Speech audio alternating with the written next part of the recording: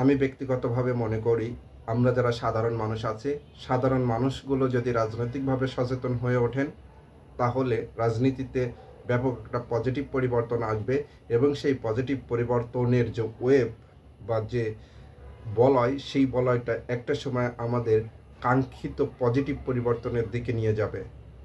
আমাদের এই ঘৃণিত রাজনৈতিক সংস্কৃতি, রাজনৈতিক যে বাজে সংস্কৃতি, সেই সংস্কৃতির প্রভাবে আমাদের যে ক্ষতি সাধন হচ্ছে, আমাদের কাঙ্ক্ষিত উন্নয়নের পথে অন্তরায় হিসেবে দেখা দিয়েছে। সেসব অন্তরায় থেকে উত্তরণের জন্য আমাদের সাধারণ যারা নাগরিক আছি, সেই সাধারণ নাগরিকদের রাজনৈতিক জ্ঞান বৃদ্ধি ছাড়া বা রাজনৈতিক সচেতনতা ছাড়া আমি ভালো কোনো উপায় আমি বেছে পাইনি। সেই জন্য আমি আমার সাধারণ নাগরিকদের রাজনৈতিক সচেতন হওয়ার জন্য উদাত্ত আহ্বান জানাই এবং আমি সেই বার্তাটি আপনাদের কাছে তুলে ধরতে চাই। আমি বিশেষ করে আমার নড়াইল জেলার যারা রাজনৈতিক নেতা কর্মী আছেন এবং সাধারণ জনগণ আছেন, তাদেরকে আমি অনুরোধ করব, আমার নড়াইল জেলাকে যদি উন্নত করতে হয় তাহলে আমাদের বেসিক কিছু রাজনৈতিক এডুকেশনের ভিতর দিয়ে যেতে হবে। রাজনীতিটা আসলে স্থানীয় পর্যায়ের রাজনীতি এবং জাতীয় রাজনীতি দুই রকমের, এবং ইন্টারন্যাশনাল রাজনীতি সেটা ভিন্ন একটা দর্শনের বিষয়। আমি আপাতত স্থানীয় রাজনীতি এবং ইন্টারন্যাশনাল রাজনীতি বাদ দিয়ে আমাদের জাতীয় রাজনীতির বিষয়ে আমি একটু আলোকপাত করতে চাই এবং বিশেষ করে আমার নড়াইল জেলার যে রাজনীতিটা আছে সেটা নিয়ে আমি কথা বলতে চাই। আমাদের এই রাজনৈতিক সংস্কৃতি, যে সংস্কৃতি আমি ছোটবেলা থেকে দেখে এসেছি, এবং এই রাজনীতির মধ্য দিয়ে আসলেই আমাদের কাঙ্ক্ষিত উন্নয়ন অর্জন করা দুরূহ বিষয়। আমরা নড়াইল জেলা খুলনা বিভাগের একটি অন্তর্গত জেলা। বিভাগগুলো কেন তৈরি করা হয়? কারণ বিভাগগুলো ওই বিভাগের অধীনে যে জেলাগুলো থাকবে সেই জেলাগুলোর উন্নয়ন কাজের সমন্বয় সাধন করার জন্যই কিন্তু বিভাগীয় যে কার্যকলাপ আছে সেটাই করা হয়। বিভাগের আলাদা সেরকমের গুরুত্বপূর্ণ আর কোনো কাজ নেই। ওই সমন্বয়টা করার জন্য বিভাগীয় যে সিস্টেমটা আছে সেই সিস্টেমটা ডেভেলপ করা হয়। আমি যেটা বলতে চাই, খুলনা বিভাগের যিনি বিভাগীয় সদর জেলার যিনি এমপি হবেন, সেই এমপি অবশ্যই বিভাগীয় পর্যায়ে নীতি নির্ধারণ পর্যায়ে এবং সমন্বয় সাধনে গুরুত্বপূর্ণ ভূমিকা পালন করে থাকেন।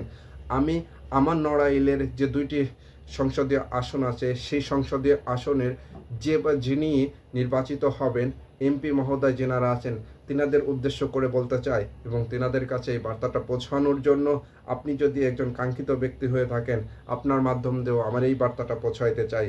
সেই জিনিসটা হলো, আমাদের যে নড়াইল জেলার 2জন এমপি মহোদয়, তিনাদেরকে খুলনা এবং যশোরের এমপি মহোদয়দের সঙ্গে খুব ভালো সম্পর্ক বজায় রাখতে হবে।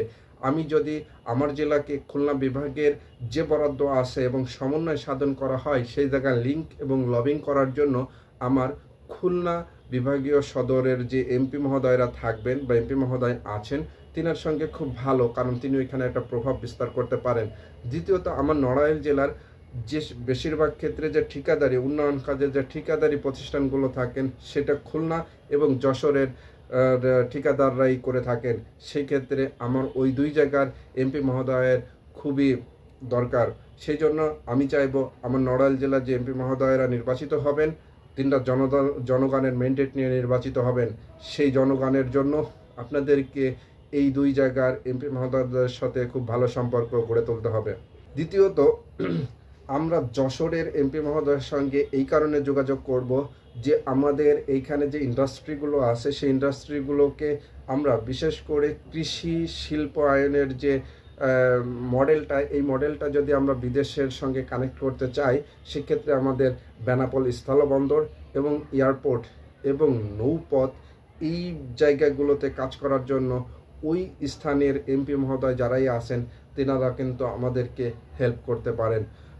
জাতীয় রাজনীতিতে নড়াইল একটি গুরুত্বপূর্ণ স্থান হিসেবে আবির্ভূত হতে পারে। সেজন্য আমাদের ওইখানে যারা রাজনীতি করেন, তিনাদের আমি দেখেছি সর্বদা জাতীয় রাজনীতিতে পিছিয়ে থাকেন। আপনাদেরকে নড়াইলের স্থানীয় রাজনীতির পাশাপাশি জাতীয় রাজনীতিতে, বিশেষ করে ঢাকায় জনসমাগম, মুভমেন্ট এবং প্রত্যেকটা আন্দোলন সংগ্রাম এবং রাজনৈতিক কর্মকাণ্ডে আপনাদেরকে অ্যাক্টিভ থাকতে হবে। সেক্ষেত্রে আমি নড়াইল জেলার যারাই রাজনীতি করতেছেন তাদের কাছে বিশেষভাবে অনুরোধ করব, আপনারা সম্মিলিতভাবে ঢাকাতে নড়াইল জেলা ভবন ক্রয়ের জন্য উদ্যোগ নেন। এই নড়াইল জেলার যদি 2টি আসনের জন্য 2টি ভবন আপনারা ক্রয় করতে পারেন, সেখানে আপনারা যদি এরকমের সার্ভিস দেন যে যারাই আমাদের অর্থনৈতিক সমস্যা আছে তারা 1-2 দিন ওই ভবনগুলোতে বা ওই বিল্ডিংগুলোতে বা অ্যাপার্টমেন্টগুলোতে আসবেন, যাবেন, ফ্রি থাকার ব্যবস্থা থাকবে। এবং ওইখানে আমার নড়াইল জেলার যে স্টুডেন্ট ভাই বোনেরা আছেন বা যারা চাকরির একটা কাজে বা ইন্টারভিউ দিতে ঢাকাতে আসেন, তিনারা স্টে করতে পারবেন।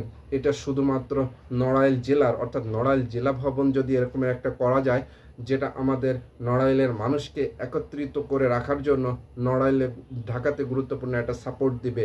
এবং এই কেন্দ্র একটা মিলন মেলার বা একটা কেন্দ্রস্থল আমি তৈরি করতে চাই আপনাদের মধ্য দিয়ে, যে কেন্দ্রস্থল থেকে আমাদের ওইখানকার যারা জাতীয় রাজনীতিতে যুক্ত থাকতে চান তিনাদের সঙ্গে যেন একটা জনসমাগম করার মতো বা একটা ব্যাকআপ আমাদের পলিটিক্যাল লিডারগুলো যেদিকেই মুভ করে, পজিটিভ মুভগুলো যেখানেই করে সেখানের জন্য আমার নড়াইল জেলার তরুণ প্রজন্ম, প্রবীণ প্রজন্ম, বুদ্ধিজীবী অথবা যারাই আছেন তারা যদি একত্রভাবে সেখানে সাপোর্ট দিতে পারেন এবং নড়াইলের রাজনৈতিক নেতাদের মধ্য থেকে জাতীয় মানের রাজনৈতিক নেতা হওয়ার যে সুবর্ণ সুযোগ, কর্মকৌশল এবং জনসমাগমের যে রাজনৈতিক কালচার, সেই কালচারটা গড়ে তোলা যায় কিনা এটাও আপনারা ভেবে দেখবেন। নড়াইল জেলার রাজনীতিতে আসলে দ্বন্দ্ব কলহ এটা আছে, এটা কিন্তু অতিমাত্রায়, এটা আসলেই কোনো প্রয়োজন নেই। আপনারা রাজনীতিটাকে রাজনীতির মাধ্যমেই সমাধান করুন। বিশেষ করে দলীয় কোন্দলে যুক্ত হয়ে নড়াইলের মাটি ও মানুষের ক্ষতি করবেন না। ব্যক্তিগতভাবে নড়াইলে বিগত 54-55 বছরে যে রাজনীতি হয়েছে সেখান থেকে আমরা আসলেই ভালো কিছু পাইনি। আপনাদের এখন সময় এসেছে আপনাদের কর্মকৌশল, আপনাদের স্মার্ট ওয়ার্কের মধ্য দিয়ে নড়াইল জেলাকে একটি নান্দনিক সুন্দর জেলা শহরে এবং ভবিষ্যৎ রাজনীতিতে আপনাদের জন্য আমরা এক্সাম্পল হিসাবে পাই সেরকমের কিছু কর্মপন্থা আপনারা আমাদের সামনে সেট করবেন এবং সেটাকে করে দেখাবেন। এবং এই সমন্বিত মাধ্যম দিয়ে আমরা নড়াইল জেলার রাজনীতি, স্থানীয় রাজনীতি থেকে জাতীয় রাজনীতি, এবং আমরা স্বপ্ন দেখি নড়াইল জেলার মানুষ, নড়াইল জেলার সন্তান কোনো একদিন হয়তো ইন্টারন্যাশনাল রাজনীতিতেও বাংলাদেশকে নেতৃত্ব দেবে। সেই জায়গাগুলো তৈরি করার জন্য, তার ভিত্তিপ্রস্তর স্থাপন করার জন্য এখন যারা রাজনীতি করতেছেন তাদের কাছে আমি অনুরোধ করব, আপনাদের ত্যাগের মধ্য দিয়ে আমরা ইন্টারন্যাশনাল রাজনীতিতেও ভূমিকা রাখতে চাই বা রাখার মতো সক্ষমতা অর্জন করতে চাই এবং আপনাদের মাধ্যম দিয়ে সেই যাত্রাটা শুরু হয় সেই কামনা করি।